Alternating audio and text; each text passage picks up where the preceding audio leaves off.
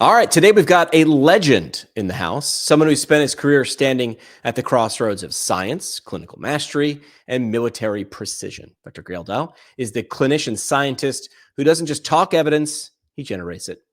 He's mentored generations of residents and fellows, pushed PT diagnostic competency forward, and published clinical trials that have shaped how we treat chronic musculoskeletal conditions. If you care about advanced clinical reasoning, fellowship training, or the future of PT's role in global health, buckle up. This is going to be a good one. Let's get into it. Gail, welcome back to the show. Well, thank you very much for allowing me to sit here with you today. Last time we recorded, we were in person. We were at the AMT conference in Reno. So my first question is, did you make it out of there with all your money, or did you leave some in the machines or on the tables? No, I escaped there relatively unscathed. So my problem was I was up $25 in the first day and then down $125. That's how the law of averages gets you. Yes. No, I didn't go through that. So smart. That's because you're smarter than me. That's why you're the guest and I'm just the silly host. All right, so let's start with this. You've mentored physical therapists across every level of training, but I want to know this. What's one trait you see in the clinicians who really take off after fellowship? Is there one trait or many that you probably can see in people, and when you see it, you know this person's going to take off? Well, I think it is the clinician that realizes patients are complicated, and with that there comes a certain humility you have to think that no matter how much effort I put into this or how hard I've worked, I'm still relatively unprepared to take care of the complexities that I'm likely to encounter on a day-to-day basis. And I think that the more hungry that either residents or fellows when they go into training are, the more they really want to be able to offer their patients that's uniquely skillful. They bloom in the training, and their trajectory for their post-training growth is really more sharply elevated, and they continue on that pathway. Yeah. And you've been doing this for a long time. Is it fun, I imagine, to run into people you mentored 5, 10, 15 years ago and kind of listen to the stories of where they've gone since then? Oh yes, and at times it's almost like the mentoring role has changed. I can go to them and talk to them or ask them questions, and they've been able to specialize in things that I have not, or they've gained experiences that I don't have, and so it just kind of flips the mentor-mentee thing. But that's one of the most rewarding things, I think, of someone who has been in my position and had some opportunity to work with and help the growth of some of these clinicians. Yeah. Well, let me flip it then. You've worked as a mentor with mentees. Not everybody probably should be a mentor. I just mean, like, what makes a good mentor? How did you know that mentoring? It's one thing to be a good clinician, but I'm guessing vastly different to be a mentor to someone else to do that. Yeah, I think you have to be willing to be a role model and to be exemplary, and there's times when you have to break down what you're doing so it's consumable. Sure. So they can see exactly what that is, and then there's just times when the ethics of certain situations will challenge a mentor, and you have to be willing to show your cards, and I think you want to make sure you stay on the high ground, and so that the mentee can see the complexity of the decisions you had to make, how you got there, and why you did what you did. Now, Gail, you're a strong advocate for physical therapists as frontline diagnosticians.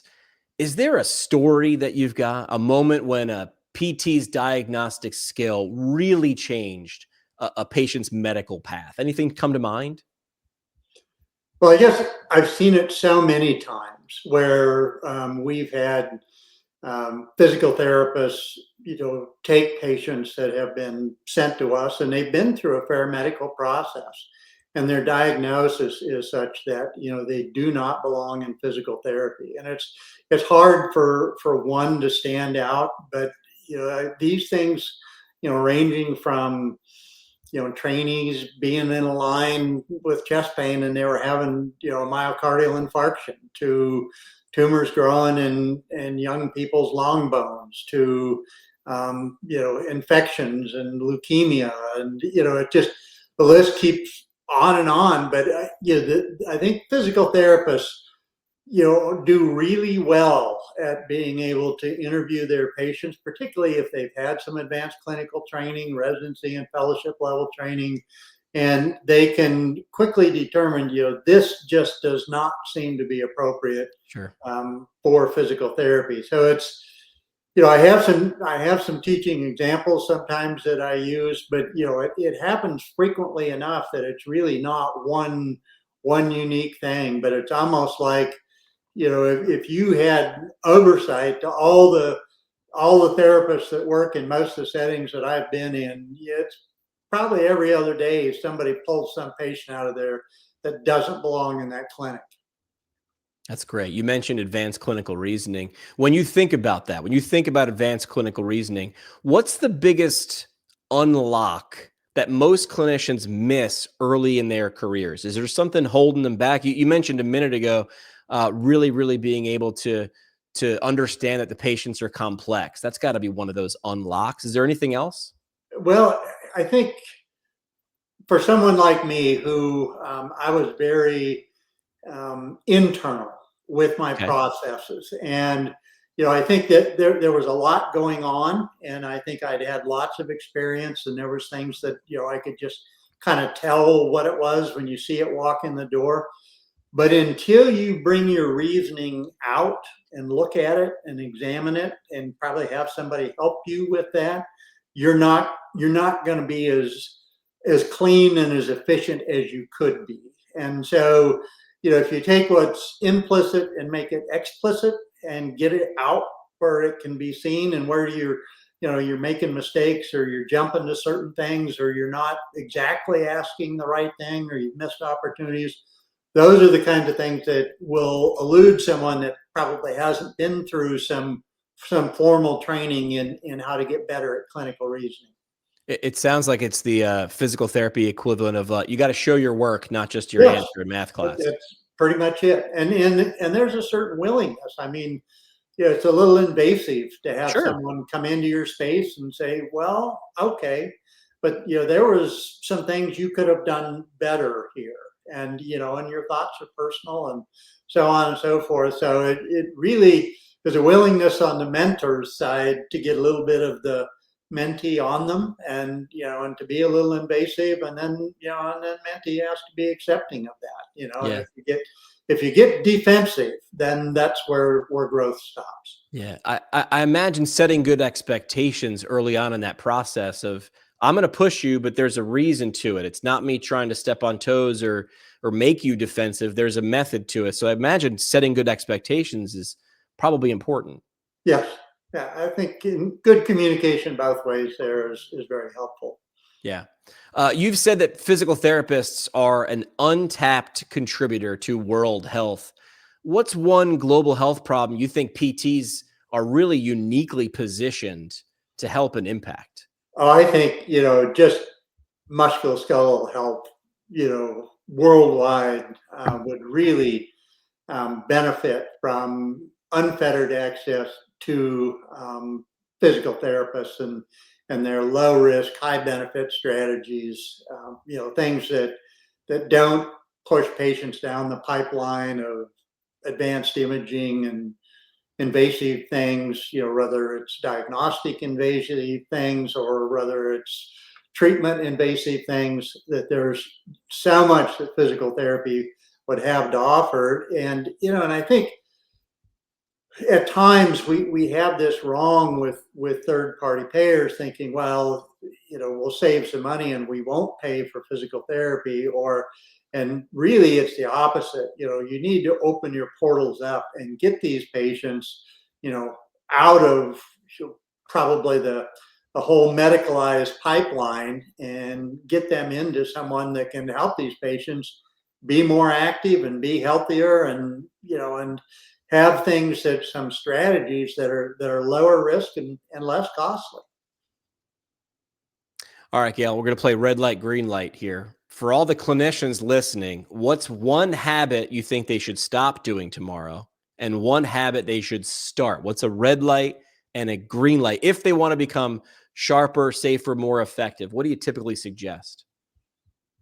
I would, if possible, I would try to make your administrative processes as efficient as you can Yeah. and spend more time with your patient. That would be my big green light. Get your hands on them, get your interaction to be more intensive.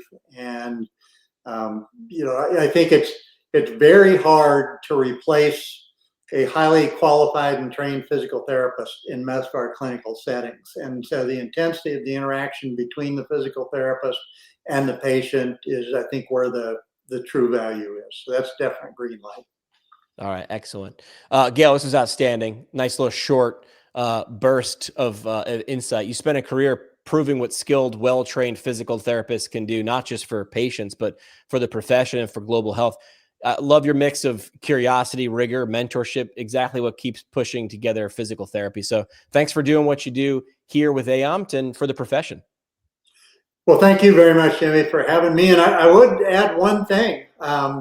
Colleague sent something to me a couple of days ago and posted on Baylor, where have a faculty appointment as a full professor.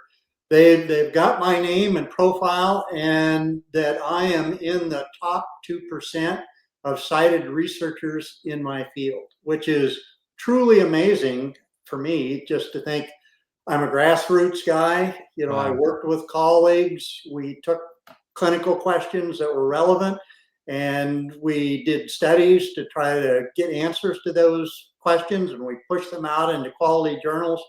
And just to see that, to be in the top 2% of cited researchers, Wow. is amazing. That is amazing. What led you to tackle on big questions like that? Doing research is not there. None of those are small questions. It's got to be big. What sort of made you feel like, yeah, I can do this and it's worthy, because the effort is large. Well, I think it is. In some of these trials, it's about equivalent to raising a child. But Yeah. when you take something from concept to publication, it may take a few years. And I think it's just being hungry as a clinician, and you have these questions, and the literature, doesn't provide the answer to it. You think you see this, but you don't know. And so now it's a matter of putting it to the rigor of a clinical trial. And I think clinicians and those that indeed have some advanced training and some advanced education are in a great position to design clinical trials. And at times you may want to consult with people that are in full-time research positions and so forth. It isn't like you're out there all by yourself. But I think a group of motivated clinicians, working, and most of our research was unfunded, not connected to any big grants or anything like that. But so I think it points to the power of what someone who's motivated, to get more information, to be able to use it in clinical practice, what you can be able to accomplish. Yeah. All right. I said last question before, but I'm going to say last question again. What would you say to that clinician out there? They're not a researcher. I'm using air quote. They're not a researcher. But what would you say to them of why it will help their career and, of course, big picture, help the profession of taking on either a large or a small research project? Because we need those clinician researchers. You do, and I think what they can really add. One, you have the patients, so Yeah. you have the subjects for any clinical trial, and you may have the question. And there's nothing wrong with collaborating with a research center or an educational program of one sort or another, whether that's at the entry level or that's a graduate level program. And you might be able to look at their research question that they're about ready to embark on and say, I'd do that a little differently. I don't think that question's so relevant. It's just from what I'm seeing, if we would tweak this or do this a little bit differently, Yeah. that might be a much better question. Maybe it would yield you something that clinicians need in order to be able to go in and do business on a day-to-day basis. And I think that's what you would have the most to add. And if you think, well, in the statistical analysis, or maybe, what is the most rigorous design or something like that, yeah, there's plenty of room for collaboration with those things if you feel like that's not exactly your skill set. Yeah, and we need that, right? The researcher and the clinician, they just bring different things to the table. I imagine it's probably better than the sum of their parts. Oh, yes. Yes, Love yes. that. All right, I promised you last question. I got it. Gail, appreciate some insight. We'll love to have you back on the show sometime soon. All right. Thank you very much.